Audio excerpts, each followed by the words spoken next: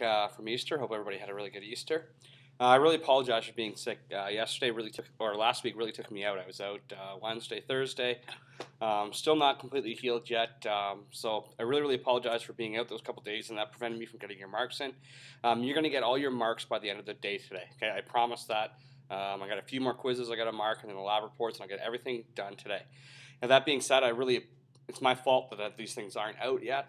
So I'm going to give you the possibility, if you'd like, to write your test either Wednesday or Thursday this week. Okay, so you can write it either day that you choose. I just want to make sure that you have enough time once I give you everything back to go over it and review it, ask me any questions before you write the test. I feel that you should have your quiz, you should have your lab, you should have everything in your hands. So if you have any questions, prior to the unit test, you can ask me that. So me giving you this extra day enables you to do that. Okay. So again, I really apologize for being late on that stuff. It just, the flu really took hold of me. Okay. So that being said, what we're going to do today is we're going to start preparing for this quiz. Okay. So check your mailbox by the end of the day. It's going to take me a little bit of time during the day today to get all the marks inputted into my computer and then give you an updated mark. But by the end of the day, you're going to have that. So check your email. What I'd like you to do today, a couple things. If we go to under the content section, okay, and we go down here, and we keep going down. Here is the answers to the quiz. Okay, so I've uploaded a file, and those are the answers to the quiz. So you can take a look at yours, take a look at my answers, and then ask me, if you have any questions about them. So I've uploaded those there. The other thing that I really want to stress today is when we study for this test is what people commonly do is I'm going to look over my notes, right? I'm going to get my notebook open and I'm just going to keep looking over my notes, okay? And now why you've chosen that is because that's the easiest thing to do. You don't have to do anything. You just have to open up a book and just start reading through it. Generally, we don't mind reading through, okay? But that's not the best way of studying.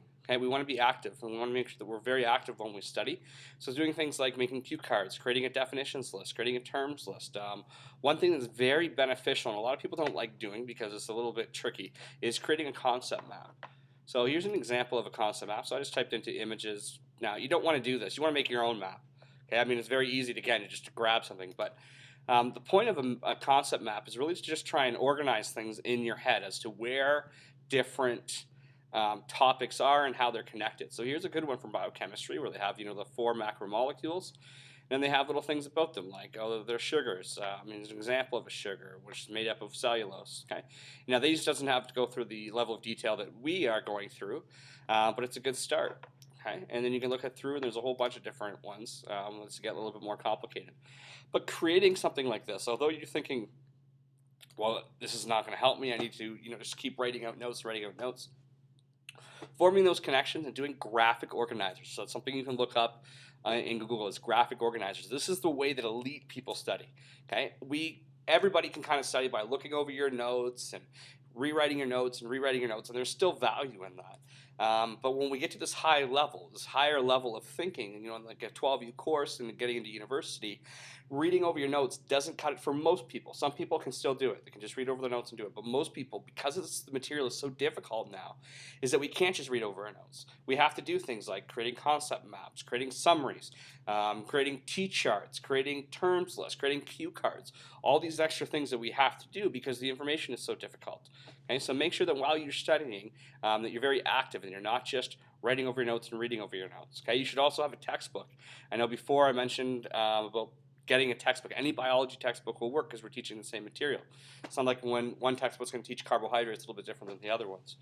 Okay, so ask me any questions that you have. I'm going to respond to all the emails today. And then again, I want you to write that unit test either tomorrow or Thursday. Okay, and it's going to be from 8 till 2:30. You have to write it in that window, either tomorrow or Thursday. Okay, so email me with any questions that you have, and I hope you have a good day studying. And check your email because I'll be getting those marks. And again, I apologize for being a little bit late on those. But hopefully we're ready for this unit.